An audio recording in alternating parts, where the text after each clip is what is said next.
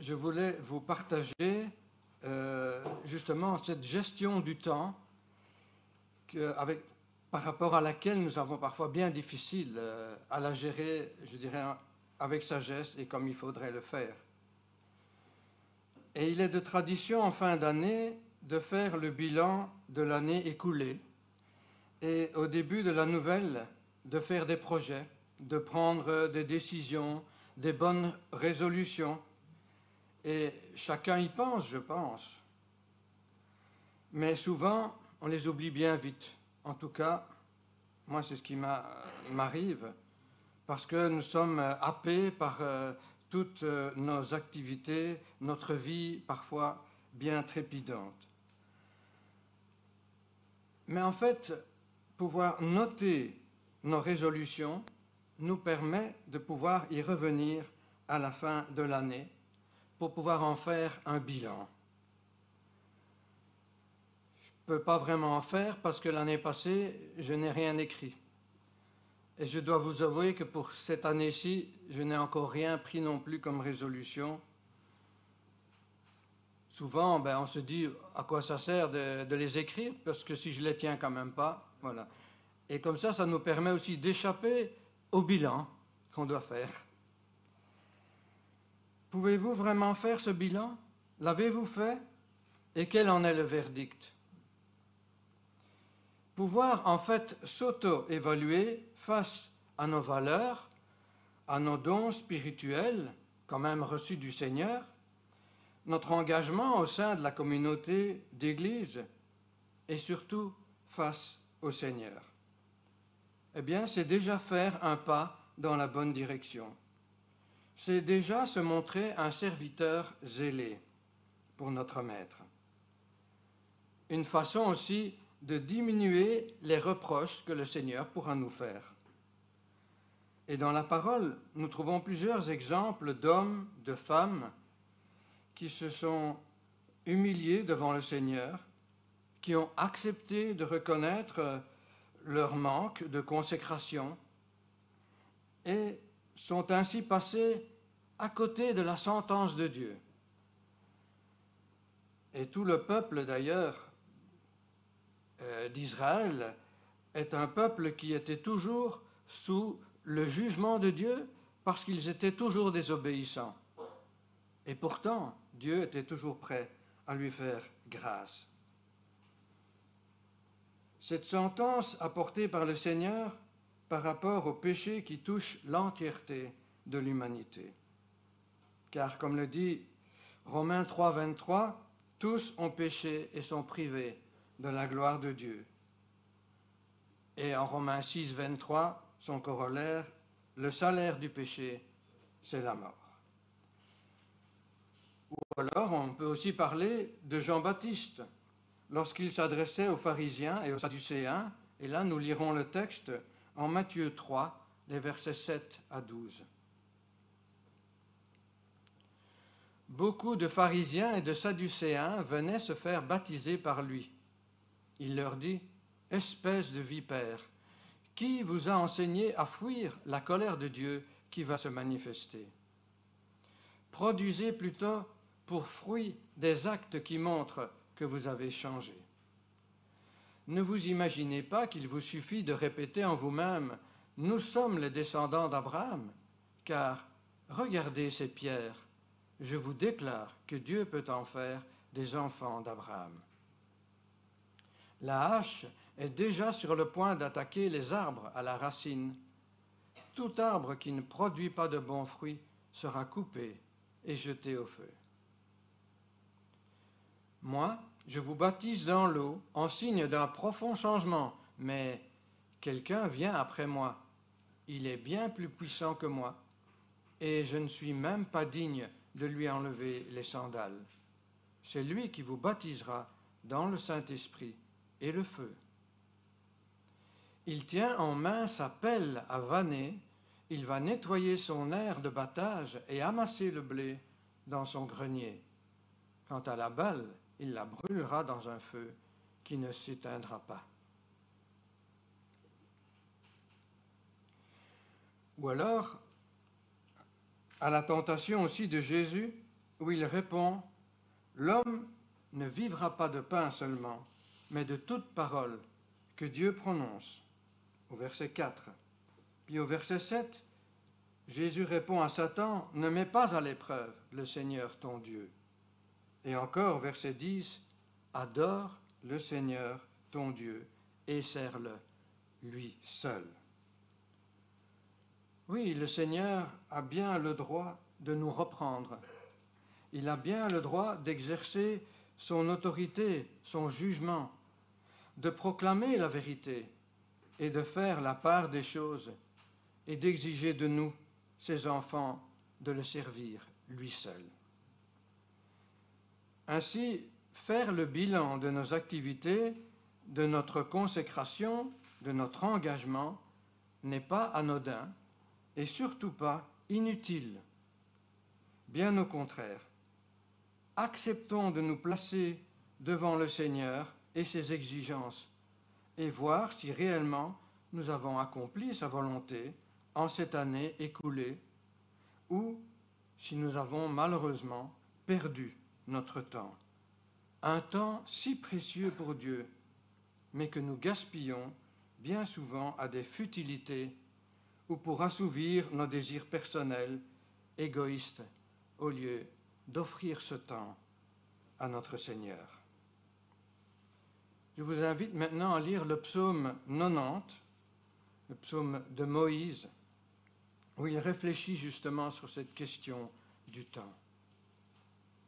Prière de Moïse, l'homme de Dieu. Ô Seigneur, d'âge en âge, tu as été notre refuge. Avant que soient nées les montagnes et que tu aies créé la terre et l'univers, de toute éternité et pour l'éternité, toi, tu es Dieu. Tu fais retourner l'homme à la poussière et tu dis aux humains, retournez-y. Car 1000 ans à tes yeux sont comme le jour d'hier qui est déjà passé, comme une seule veille au milieu de la nuit. Tu les plonges dans le sommeil et ils sont au matin comme l'herbe éphémère, qui fleurit le matin et passe vite. Le soir, elle se fane et se flétrit. Nous sommes consumés par ta colère, ta fureur nous effraie. Tu as mis devant toi tous nos péchés et tu mets en lumière tout ce que nous cachons. Tous nos jours disparaissent par ta colère et nous achevons nos années comme un murmure. Le temps de notre vie, c'est 70 ans, au mieux 80 ans pour les plus vigoureux, et leur agitation n'est que peine et misère, car le temps passe vite et nous nous envolons. Qui donc connaît l'intensité de ta colère et ton courroux à la mesure de la crainte qui t'est due? Oh, apprends-nous à bien compter nos jours, afin que notre cœur acquiert la sagesse. Tourne-toi de nouveau vers nous, ô Éternel. Jusque à quand tarderas-tu encore? Aie pitié de tes serviteurs. Rassasie-nous tous les matins de ton amour, et nous crierons de joie, pleins d'allégresse, tout au long de nos jours. Rends-nous en jours de joie les jours de nos épreuves, et en années de joie les jours de malheur. Que tes serviteurs voient tes œuvres, et que ta splendeur brille sur leurs descendants. Que le Seigneur, notre Dieu, nous accorde sa faveur. Fais prospérer pour nous l'ouvrage de nos mains. Oh oui, fais prospérer l'ouvrage de nos mains. Alors ce beau psaume de Moïse nous remet vraiment en question. Il remet en scène l'homme et puis sa condition d'humain, touché, frappé et même esclave de son péché. Et pourtant, déjà au début de ce psaume, se trouve une expression de foi en proclamant que Dieu existe de toute éternité et qu'il restera pour toujours. Il met en forme, en fait, la valeur du temps. Il compare les hommes à la poussière, car la brièveté de leur vie les mène très vite à la poussière. Pour Dieu, le jour d'hier est comparé à 1000 ans, où 1000 ans ne représentent pour Dieu que quelques heures de la nuit. Pour nous qui sommes âgés, quoique aujourd'hui il y a un peu plus de jeunesse que de vieux, d'habitude on ne voit que des vieux ici, hein? Non? Bien que Guy disait là tantôt, je sais que tu es jeune dans ton cœur, c'est ça que c'était ta pensée, hein? Voilà, oui. C'est vrai que bon, on est encore jeunes en nous. Donc, mais malgré tout, le temps passe, les jours avancent. Et donc, pour nous tous, on va dire, la notion du temps qui s'enfuit à toutes jambes est une réalité et non plus simplement une vue de l'esprit. La vie humaine, elle passe comme le sommeil du matin.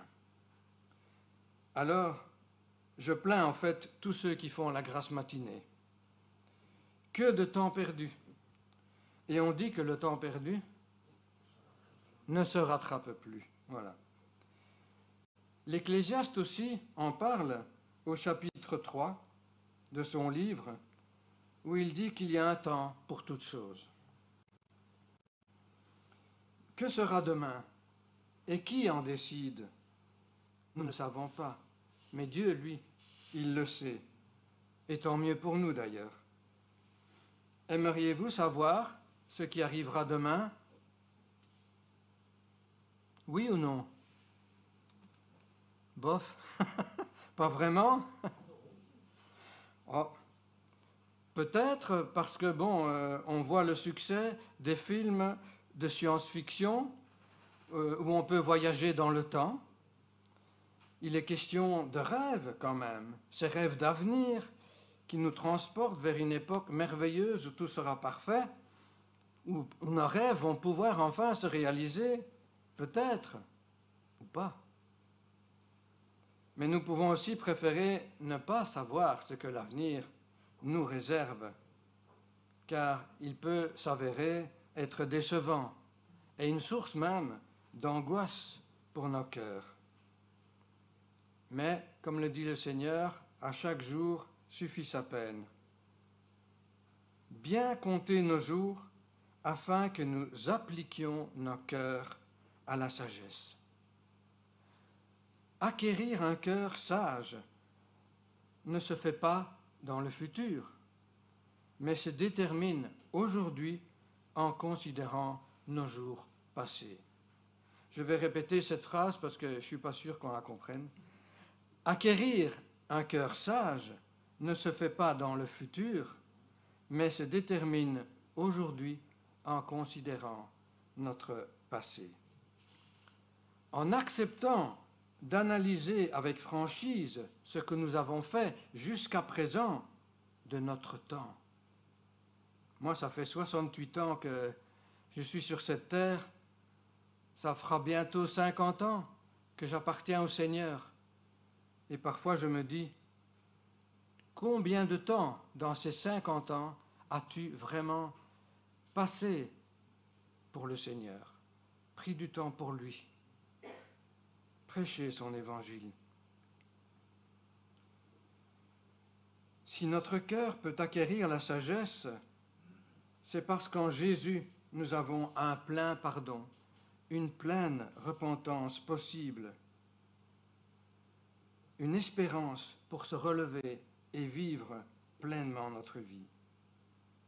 Même si elle n'est que de 80 ans, comme le dit Moïse, puis qu'il en donne la limite. Évidemment, aujourd'hui, avec notre époque moderne et tous les progrès que la médecine a fait, on peut rallonger encore de 20 ans. Mais dans quelle situation? avec ce que l'avenir nous réserve, nous ne savons pas. En 1748, Benjamin Franklin a dit « Le temps, c'est de l'argent ». Et depuis, eh bien, c'est devenu la devise vraiment de notre monde moderne. Mais pouvons-nous, en tant que chrétiens, nous référer à une chose pareille? Le temps, c'est de l'argent? Non. Pour le chrétien, le temps, c'est la grâce de Dieu. C'est une grâce. Le temps de notre vie ici-bas nous est prêté, il ne nous appartient pas. Et c'est durant ce temps de grâce que nous sommes invités par le Seigneur à réfléchir sur ce temps que nous passons sur terre pour pouvoir faire les bons choix, pour nous tourner vers Dieu, pour recevoir sa grâce dans nos cœurs et ne pas la laisser filer. Nous ne sommes qu'un son, un murmure, un peu de sommeil à l'aurore, comme disait le verset 6. L'homme debout n'est qu'un souffle, et comme le dit Jacques, une vapeur. 70, 80 ans, peine et misère, et nous nous envolons. Alors, comment utilisons-nous nos jours? À côté de l'essentiel. Soyez sensés, nous dit l'apôtre Paul, efforcez-vous de distinguer ce qui plaît au Seigneur, en Éphésiens 5, verset 10. Tirez profit du temps pour manifester l'amour de Dieu pour chacun. Je le répète, nous ne sommes pas propriétaires de notre vie, de nos dons, de notre temps. Nous n'en sommes que les gestionnaires. Et nous devrons un jour en rendre compte au Seigneur. Saisir les occasions données par le Seigneur pour témoigner de sa grâce, de son amour, voilà ce qui est nécessaire. La bonne utilisation de notre temps est un signe de sagesse. Alors, que dois-je faire? Qu'est-ce que le Seigneur attend de moi? S'occuper de sa famille, travailler, prendre du repos, tout cela n'est pas interdit. Ce sont même de bonnes choses, mais il faut de l'équilibre et connaître les priorités. Bien compter ses jours. Ce n'est pas laisser une place démesurée à son travail et délaisser sa famille. Mais la famille n'est pas non plus la priorité. Si vous avez un appel du Seigneur à faire quelque chose au sein de son Église, eh bien, faites-le. Et ne regardez pas votre voisin pour faire ou ne pas faire quelque chose. Même une personne malade peut être appelée à prier 10 heures par jour dans son lit. Quel que soit votre appel, ne refusez pas d'y entrer. Car si vous refusez votre appel, vous utiliserez mal vos jours. Ou si vous attendez un moment plus propice, eh bien, vous n'y obéirez jamais. Répondez oui, sinon vous perdez votre temps et vous ne pourrez jamais le rattraper. Chacun, évidemment, peut déterminer ce qui est primordial en reconnaissant l'appel particulier que le Seigneur lui donne. Et si vous avez répondu à son appel, l'enjeu sera de ne pas se disperser, ni de perdre votre élan. N'essayez pas de remplir toutes vos journées de tas d'activités et de réunions pour répondre à cet appel. Notre agenda est souvent déjà bien chargé. Mais ai-je bien utilisé mon temps? Si chaque jour je peux bénéficier de la vie, je dois premièrement le remercier pour toutes ses bontés. Ce temps est précieux. Je dois en tout cas le remercier pour chaque jour et pour ce qu'il a prévu pour moi.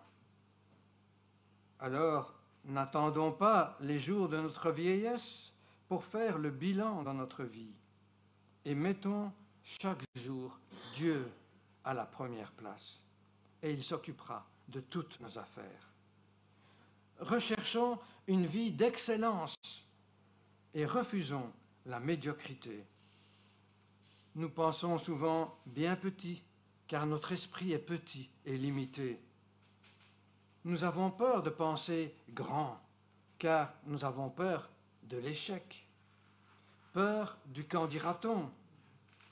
Peur aussi de se montrer orgueilleux vis-à-vis de nos frères et sœurs. Alors faisons toutes choses dans l'humilité, laissant la gloire au Seigneur pour ne pas tomber dans l'orgueil spirituel. Dieu voit tout en grand. Ne vous préoccupez pas de ce que pensent les autres. Réfléchissez à ce que Dieu a placé dans votre cœur. Réfléchissez bien à ce que Dieu a placé dans votre cœur. Mais ne réfléchissez pas trop. Et surtout, marchez avec foi pour que vous voyez se réaliser ce que Dieu a mis dans vos cœurs. Ayez un esprit pionnier, comme Jésus, notre exemple. Sachons être différents avec courage et ingéniosité. Chaque jour, soyons au rendez-vous. Chaque jour, accomplissons fidèlement notre tâche. Soyons productifs pour Dieu, même si à nos yeux, ce sont de petites choses. Mais respectons notre rythme, notre corps, pour ne pas nous épuiser, pensant que nous sommes indispensables à l'œuvre de Dieu. Il y a différents temps à pouvoir auxquels nous devons réfléchir. Le temps, par exemple, du repos, c'est un temps qui est utile, car un corps et un esprit épuisés n'est pas utile à grand-chose. Le temps des vacances en famille est utile, car le corps a aussi besoin de repos. Faire du sport, bien se nourrir, tout cela est nécessaire, car un corps épuisé, mal nourri, ne peut pas aller au bout de la course que le Seigneur a préparée pour lui. Puis il y a le temps de la réflexion. Celui-là aussi, il est utile, car il évite les pièges qui sont mangeurs de temps et d'énergie. La réflexion nous permet aussi de pouvoir dire non avant que l'engrenage de l'épuisement ne s'enclenche. Et puis il y a aussi le temps de prière, le temps de la lecture de la parole, et qui est certainement le plus important, car de lui va dépendre l'équilibre dans l'utilisation de notre temps. Le temps passé avec le Seigneur dans la lecture, dans la prière, n'est jamais un temps perdu. Si ce temps est négligé, il est certain que nos jours ne seront pas bien employés et que les bonnes portes ne s'ouvriront pas, que la route sera pavée d'embûches. Le temps dans la présence de Dieu, il est essentiel. C'est le pilier qui soutiendra toute l'organisation de notre vie, de notre temps. Alors il paraît que d'après des statistiques qui ont été effectuées au sein des églises en rapport à la prière, mais il paraît que ces statistiques sont absolument catastrophiques. Mais je n'ai pas de chiffres à donner. Et j'ai cherché pourtant, mais je n'ai pas trouvé. Ne faisons pas partie de ces statistiques, puisqu'elles sont tellement mauvaises. Au contraire, utilisons notre temps avec sagesse dans la prière et dans la lecture de la parole. Une journée commencée dans la parole de Dieu peut sembler idéal, mais Dieu peut chambouler votre journée avec autant d'inattendus et de surprises. Alors, si nous ne sommes pas prêts, nous ne pourrons pas accomplir notre tâche. Prenons donc cette décision irrévocable de commencer nos journées par l'essentiel, la prière et la parole de Dieu, afin qu'aucun de nos jours ne soit perdu à jamais. Prions comme Moïse, enseigne-nous à bien compter nos jours, afin d'appliquer nos cœurs à la sagesse. Une autre traduction, plus moderne, fais-nous comprendre que nos jours sont comptés. Alors, nous acquerrons un cœur sage. Et ces deux traductions nous donnent un éclairage sur ce temps si précieux. Car si on nous dit « il nous faut compter nos jours », il faut aussi nous rendre compte que nos jours sont déjà comptés par le Seigneur. Alors, en tant que conclusion, avec cette prière de Moïse, en fait, nous demandons trois choses au Seigneur: la sagesse, la miséricorde et la bénédiction. La sagesse pour vivre à la lumière de l'éternité, car ce n'est pas le temps présent qui peut nous satisfaire, mais le séjour éternel que nous passerons avec le Seigneur.